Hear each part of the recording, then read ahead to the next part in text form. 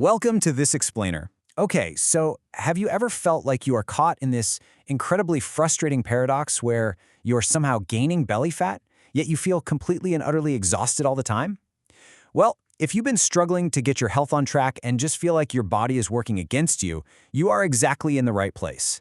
Today, we're going to dive deep into how to biologically flip the switch and finally fix this. Seriously, you might be wondering, why am I gaining weight even when I'm eating right? You're dieting, you're trying to move your body, but you're still storing fat. And to top it all off, you're completely wired at night, like staring at the ceiling, but then absolutely groggy every single morning. Well, I have some news for you. The culprit might not be your calories at all. Actually, cutting your calories might literally be making the whole situation worse. We need to look at how a very specific hormone behaves when it gets completely pushed out of balance. You see, what you're experiencing are the hidden signs of chronic cortisol elevation. When your body is dealing with a constant low-grade drip of stress, it actually rewires your metabolism. Instead of burning fat, your body starts hoarding it, especially visceral belly fat. You might just think, oh, I'm just tired or I'm just getting older. But what's actually happening is your internal rhythm is flattening out. Instead of a nice, healthy morning energy spike and a relaxing evening drop, you get this constant trickle of stress hormones. It completely drains your reserves, leaves you fatigued, and gives you those intense, out-of-nowhere cravings for sugar and fast carbs. So here is our roadmap for today's explainer. First, we'll unpack the actual biology behind this survival mode. Then, we'll walk through a 5-step protocol, resetting your sleep rhythms, moving without adding stress, fueling your body the right way, and finally, how to detox and relax. All right, let's just jump straight into the science of survival mode, or the biology of stress. To really understand this, we need to introduce the villain of our story, though honestly, it's just misunderstood. I'm talking about chronic stress and how it literally hacks your nervous system. Now, cortisol is actually a life-saving hormone. It is designed to spike when you're in immediate physical danger, raising your blood sugar so you have quick fuel to either fight or run away. But when it stays high all the time, your body thinks you are in a never-ending crisis. So what does it do? It breaks down your muscle tissue because muscle takes way too much energy to maintain an emergency.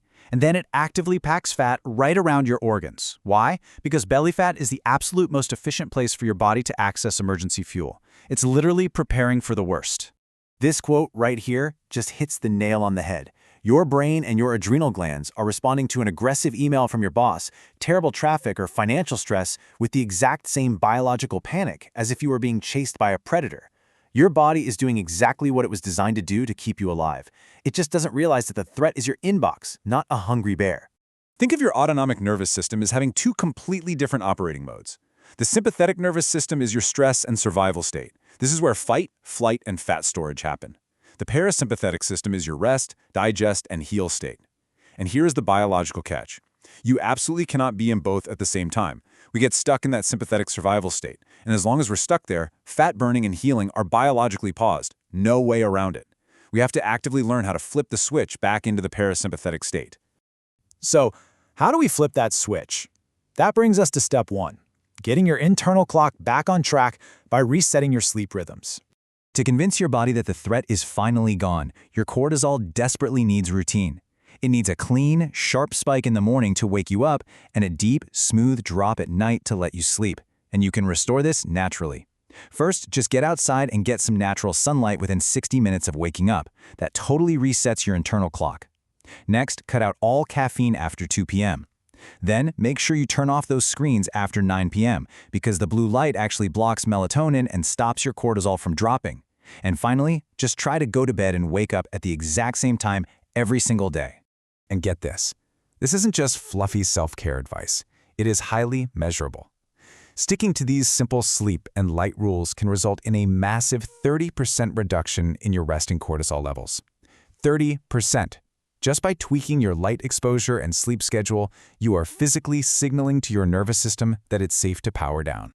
Moving right along to step 2, moving your body without accidentally spiking your stress even higher.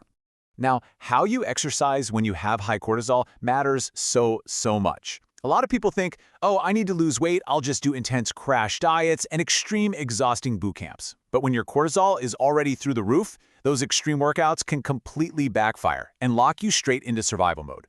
Instead, walking is your best friend. It acts as an incredible pattern interrupt for your brain. Just a nice 30 to 40-minute walk a few times a week, especially outside, shifts your brain's focus and gently brings that blood sugar down. Seriously, just adding this kind of moderate, stress-free movement to your routine is scientifically proven to drop your cortisol levels by up to 20%. It pumps fresh oxygen to your brain and helps your muscles become more insulin sensitive, all without triggering a massive fight-or-flight panic response. It's a total win-win. Now, you do want to complement that walking with a little bit of resistance training. Nothing crazy, maybe 10-minute bodyweight workouts, some light dumbbells, or resistance bands. Remember earlier when we said high cortisol breaks down your muscle for quick energy? Well, resistance training directly stops that muscle wasting in its tracks. It builds lean mass, which revs up your metabolism, and over time, it literally makes your body hormonally resilient to stress. Which brings us to step 3, fueling your body. And I mean eating for safety, not starvation. Listen, the absolute worst thing you can do for high cortisol is drastically cut your food intake. Studies show that when people restrict themselves to something like 1,200 calories a day, their cortisol levels actually shoot up. To your biology, that sudden drop in food screams, famine! Instead of starving yourself, you've got to fuel your body with clean proteins, healthy fats, and lots of fiber. This combo is magical because it keeps your blood sugar perfectly stable. When your blood sugar is all over the place, your body pumps out cortisol to compensate. But stable blood sugar? That equals a calm, happy nervous system. All right, we are in the home stretch with steps 4 and 5, detoxing and relaxing.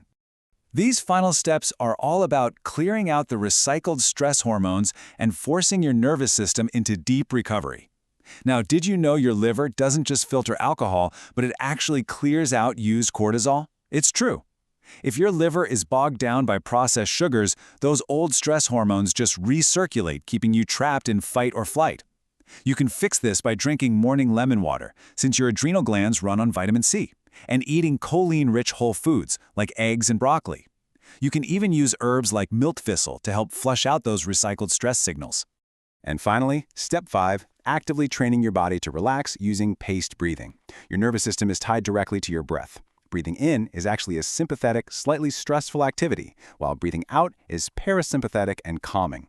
So, by taking a 5-second deep breath in and an even longer 6 to 7-second breath out, you are sending an immediate physiological safety signal right to your brain's frontal lobe. Look at these numbers. You don't have to meditate on a mountaintop to see results. Paced breathing drops cortisol by 30%. Genuine laughter drops it by 25%, and just hanging out in a green space drops it by 20%. So, to build this into a 7-day starter plan without feeling overwhelmed, on days 1 and 2, just focus on getting that morning sunlight. That's it. On days 3 and 4, add a simple 30-minute walk. And then by days 5 through 7, introduce just 5 minutes of paced breathing right before bed. Make sense? Super manageable. By taking this 1 week at a time, resetting your sleep, walking, fueling up properly, supporting your liver, and breathing, you really can turn off that fat-storing panic in your body. Escaping the cortisol trap is entirely possible. So that leaves me with just one final question for you.